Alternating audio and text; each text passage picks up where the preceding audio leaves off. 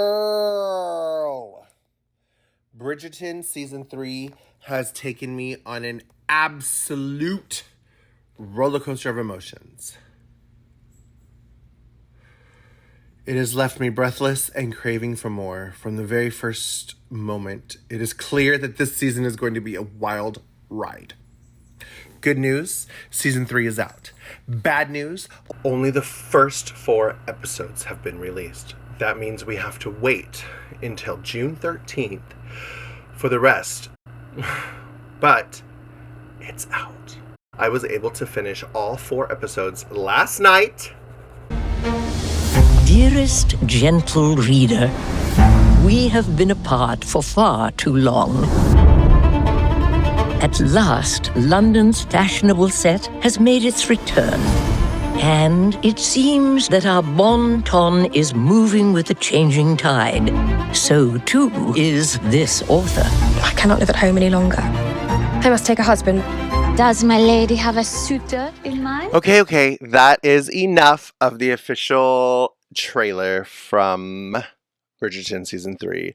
Well, I'll let you watch it. You have to listen to Julie Andrews if you want. You have to go to an official trailer and watch it yourself. But yes, this season 3 has taken me on an absolute roller coaster of emotions. It has left me breathless and craving more. From the very first moment I sat down to watch it, this season is going to be a wild ride full of unexpected twists and turns, and it will truly keep you on the edge of your seat.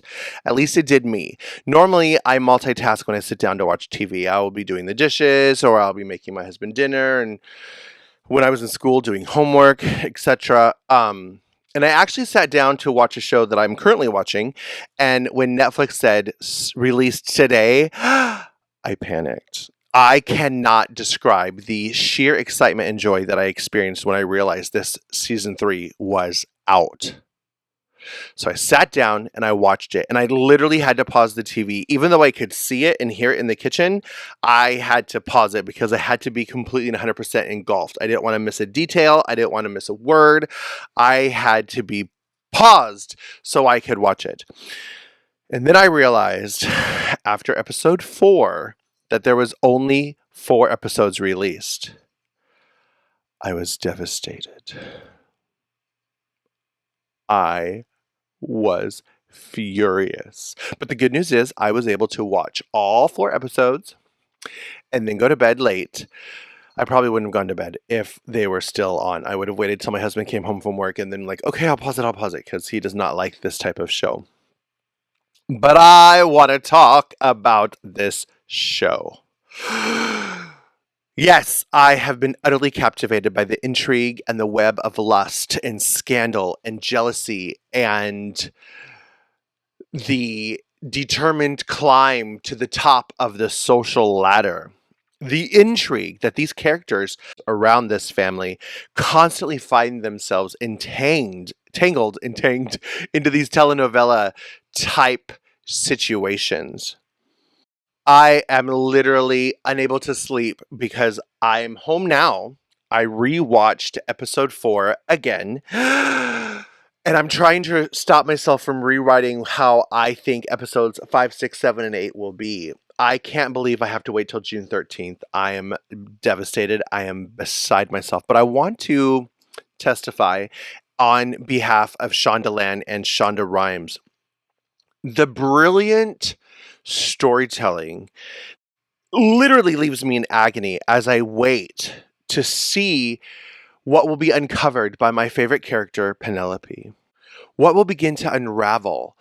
What web will she find herself in? What will haunt her? How could they leave us dangling and hanging on the edge of this mid-season cliff like this? There's so much left unresolved, and there's so many questions left unanswered.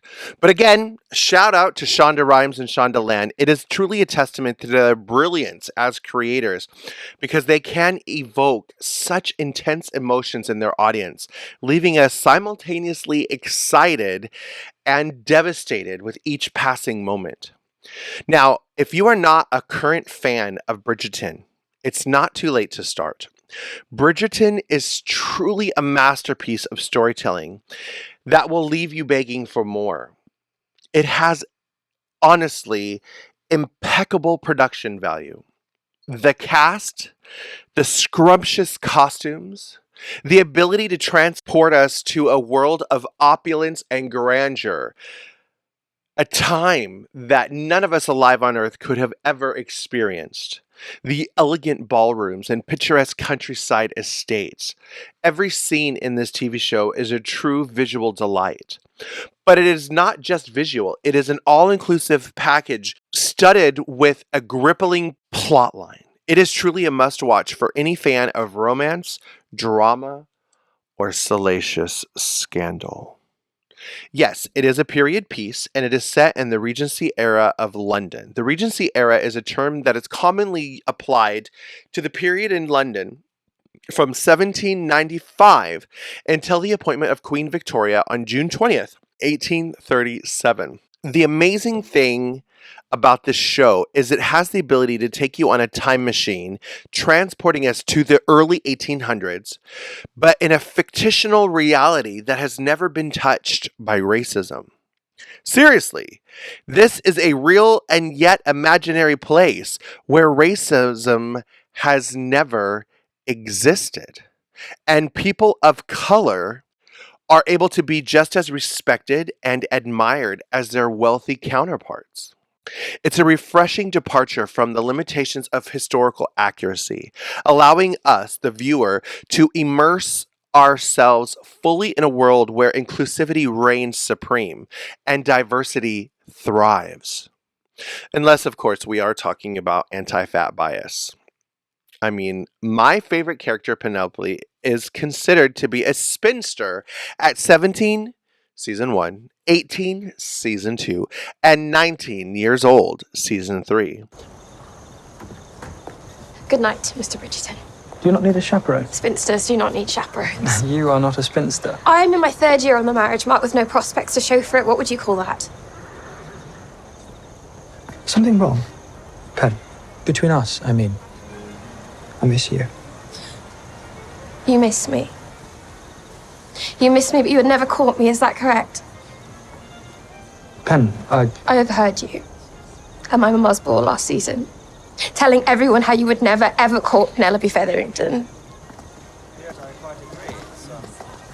Perhaps we should talk about this somewhere more private. Because I embarrass you. Because nobody wants to marry her, and everyone around her expects her never to find a husband. I mean, what man of wealth and privilege would ever want a portly wife? A pudgy wife.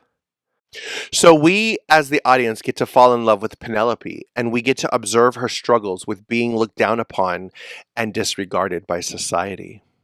But wait aside, Bridgerton is a celebration of diversity, as we are tantalized by the tapestry of human emotion and desires woven together as these 17 and 18-year-old girls are released into society to find their life mate. Do they marry for love? Do they marry for privilege? Or do they marry for lust? Or do they marry out of survival? They are indeed met with unapologetic embraces of all of those facets of human experience.